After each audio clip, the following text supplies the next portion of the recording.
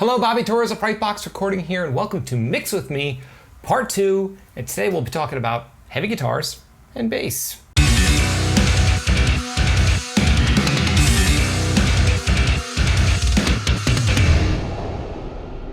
Okay, so before we begin, I just want to let you know that you could download the exact same multi-tracks that you'll be hearing in this video. There's a link below in this video's description. Just click on it, and the multi-tracks are all yours to mix within your own home studio.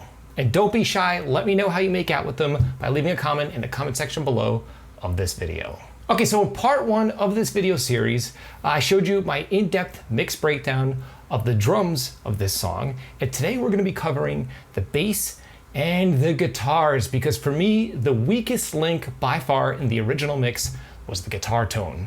It was not good and not professional at all. And like I mentioned, my goal with this mix was to produce a nice, organic, analog sounding production, and the original mix was not that. So what I'd like to do right now, just so you could hear again the difference between the original mix and this mix, is I'm gonna play back the new mix and intermittently intersplice the original mix, and I want you to pay extra close attention to the bass tone and the guitar tone, and just the bass and guitar mix in general.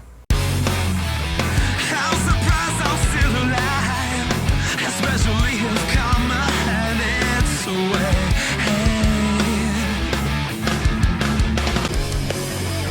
But now I know we could survive.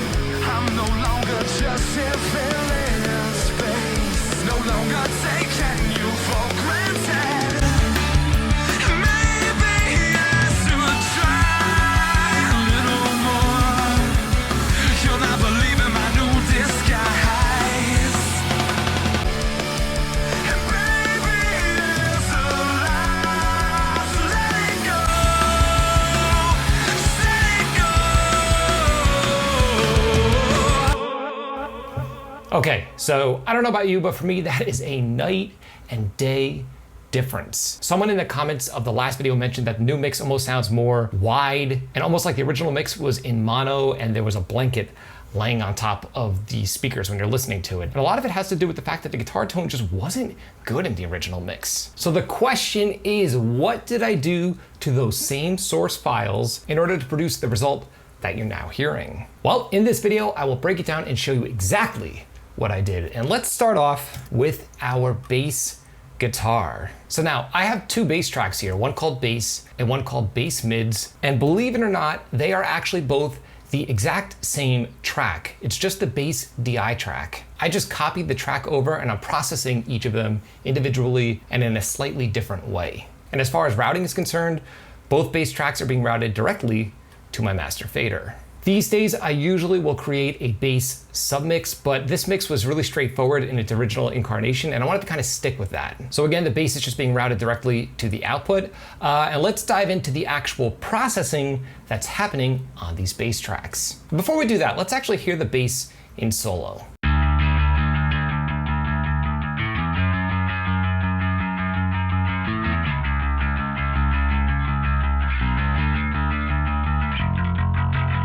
Now, I know it's sort of an interesting bass tone. My goal when I recorded this song was to produce a bass sound that was kind of like a mix of Megadeth and The Cure. In other words, I wanted it to sound metal and sort of indie rock at the same time, like 80s indie rock, and I felt like I kind of achieved that result. And actually, as far as processing is concerned, I didn't really change much from the original mix. The bass was one of the only components of that original mix that I felt was pretty solid in its original form. Now again, I have two bass tracks. One is just my regular bass sound, and the second one is a band-passed version of that bass sound with a ton of low frequency removed and a ton of high frequency removed, with a little bit of chorus added to it and a little bit of extra gain so the bass can cut through on smaller speakers. This is a very common technique that a lot of metal producers use, and I still use this technique to this day. So let's take a look at the processing that's happening on the main bass sound. I'm using that same stock Pro Tools amp sim, the Sansamp PSA-1, nothing fancy. I still use this plugin on almost every single mix that I mix to this very day, especially on bass guitar. Okay, and here is my EQ. I'm rolling off all frequencies below 50 hertz to make room for my kick drum, pulling out a little bit of lower mids, rolling off all frequencies above 4K, and I'm boosting by 6 dB, 63 hertz, because I felt that the original bass sound was great, the DI track was great, but it was lacking some low-end punch. So I'm simply boosting that range just to fill out the low end of my mix. After that, I just have some subtle compression happening. Let's see how much gain reduction is taking place in this compressor.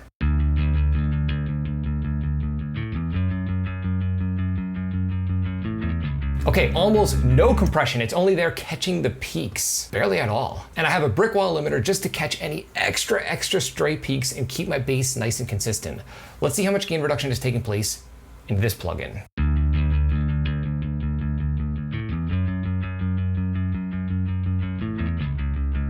Okay, only a few dB and only on specific peaks. The bass performance was pretty solid and wasn't too moving in the mix, so the bass really didn't need too much compression at all. So that's my main bass sound.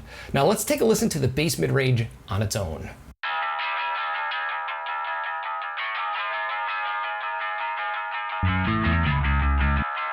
Okay, so on its own, it obviously sounds pretty funny, but the point of this track is to help reinforce the original track. Again, it just helps the bass cut through on smaller speakers and just helps the bass cut through in general. So the processing that's happening is I have a chorus plugin that was originally there in the original mix, and then I'm rolling off all frequencies below 780 Hertz and all frequencies above 4K before the amp sim.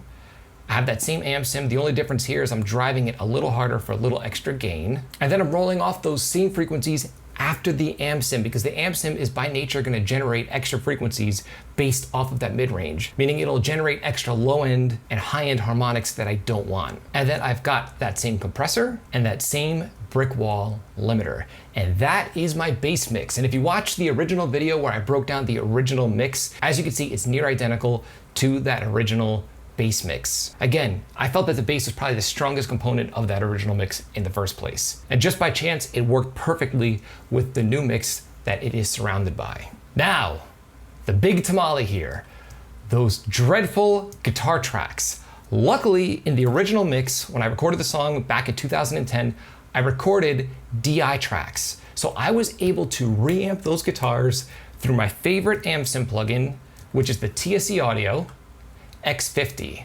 Now you notice I just had it bypassed, and the reason why is simple. Whenever I use amp sims, I always bounce them down to actual audio before I start a mix. The reason why is I don't want to get caught up, like most people, endlessly tweaking the amp sim. I find a tone that I like, I print it to audio, and I mix it just as if I'm mixing live amps. So the new guitar tone is the TSC Audio X50 with my custom impulse response loaded, which you can download for absolutely free. There's a link to it in this video's description. So these two tracks here are just the clean DI tracks. They're completely zeroed out, and I printed them to audio. So I have them right here, and let's take a listen to them in solo.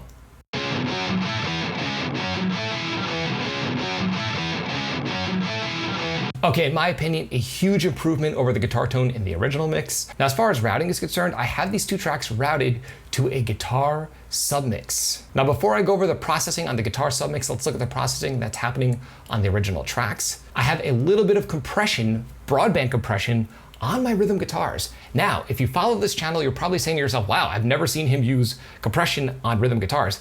And it's true, I rarely use regular compression on rhythm guitars. The reason why I'm doing it is because the original mix was so over-compressed that I kind of got used to that character, and I wanted to kind of keep some of that character into the new mix without it being overboard. So I'm really just tapping the guitars with compression, just subtle compression, just to kind of echo back to that original mix in a tasteful way. So let's look at how much compression is taking place on these rhythm guitar tracks.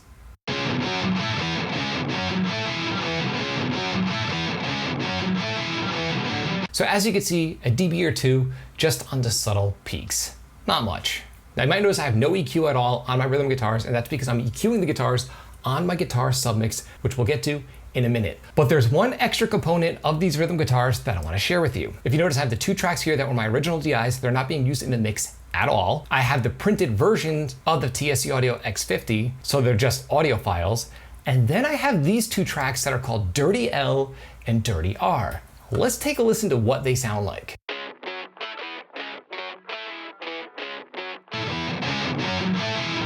What these are the DI tracks that I copied over, and I'm processing them separately to be used in conjunction with the original guitar tracks, or the printed main tone of the rhythm guitars. So now, why did I do this? Really simple. I kind of wanted to add more of a percussive feel to this track. If you notice, that main riff has that kind of bouncy feel. It's not a metal riff at all. And I wanted that to really cut through the mix with ease. So I'm sort of doing with my rhythm guitars what I'm doing with my bass guitar. I have my main rhythm guitar tone, and I'm using this tone blended in ever so slightly just to add some extra kind of like pick attack and extra clarity to my heavy guitar tracks. All I'm using are the 2 DI tracks. Now I didn't print these to audio because, to be honest with you, I'm not gonna be tempted to mess with this tone much. This is only here to reinforce the main rhythm guitar tone. So I have the amp sims live, and let's look at the processing that's going on these additional rhythm guitar tracks. And remember, it's the same guitar performance, one left and one right. I'm just blending in a secondary tone of that original performance. I just wanted to be clear about that. No quad tracking here. So the first plugin I'm using is actually a overdrive pedal that's being driven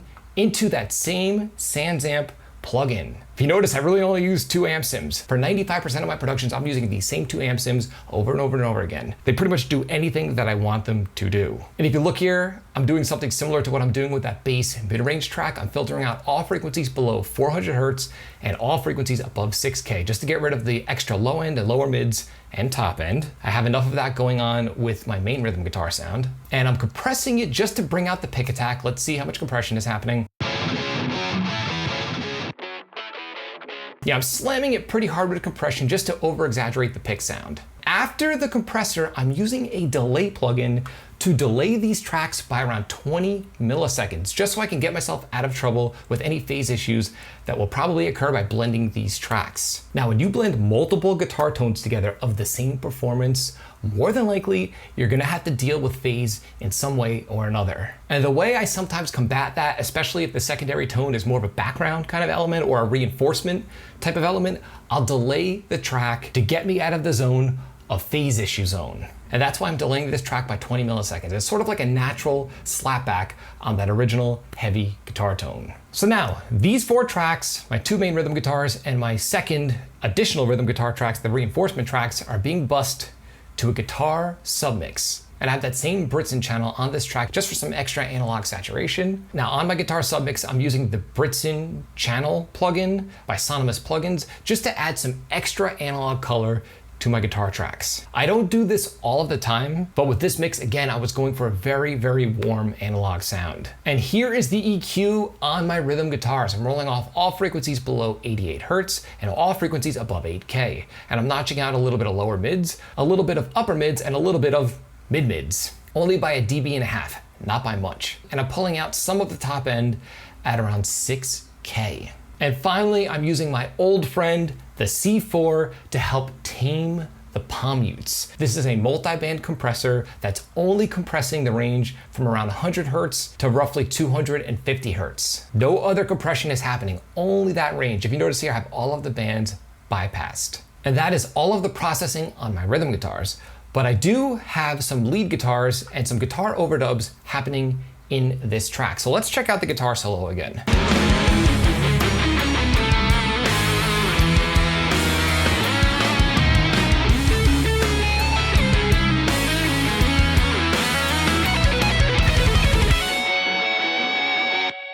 So the guitar solo is doubled, and I have the exact same processing happening on the guitar solo and the double. And as you can see, I'm rolling off all frequencies below 280 hertz and all frequencies above 8K, and just some subtle compression happening just to add some character to the guitar solo. There's a harmony at the very end on the very last note, which I have a very similar EQ with no compression. It's only one note, so it didn't need any compression to add any character to it. And finally, I have these 2 tracks called Noise Guitar. That's just an overdub in the bridge. So let's check out the bridge of the song.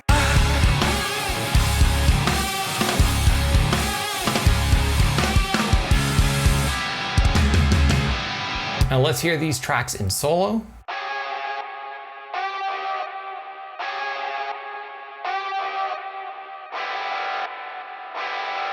These are just simple overdubs that help exaggerate those moments in time where these parts are happening in the original riffs. And these are actually secondary performances. I didn't copy and paste anything from the original rhythm tracks. Now, before I go on to the send effects, I'm only using one, just a delay. The actual guitar tone that was used for the lead guitars was my old Line 6 pod, and there's no DIs that were recorded with these tracks. Lead guitars are very easy. In my opinion, when it comes to lead guitar tone, you could pretty much use anything as long as your rhythm guitar is solid. And that's why I have DIs for the rhythm guitars and not the lead guitars. And just to let you know, those DIs are included in the multi-tracks that you could download. So every single track that you see me working with in this video series, you have direct access to. Okay, and like I said, I do have each of these tracks being sent to a delay, and the delay that I'm using is the Waves Super Tap, and I just have a simple quarter note delay setup. But the magic here is that the delay is in sync with the tempo of the song. I follow a very simple rule of thumb when it comes to delay for guitars, or actually delay in general. If you want the delay to add depth to the sound that you're applying it to, but you don't want it to be overly obvious to the listener, make sure it's in tempo with the song. So in other words, it's synced to the BPM that the song was recorded at. If you want the delay to stick out and to be a deliberate, obvious effect, don't sync it to the tempo of your song. In this case, it is synced to the tempo of the song because I wanted the delay to kind of fill out the guitars, but to not stick out all too much. And on the topic of sticking out, I do have an EQ after the delay rolling off all frequencies above 4K just to help sit the delay back in the mix. And if I played a solo and stopped the audio for a second, you could hear just how nice and warm the delay sounds. Yeah, as you can hear, it's not a very bright delay. Again, that helps sit the delay in the mix in a very natural way.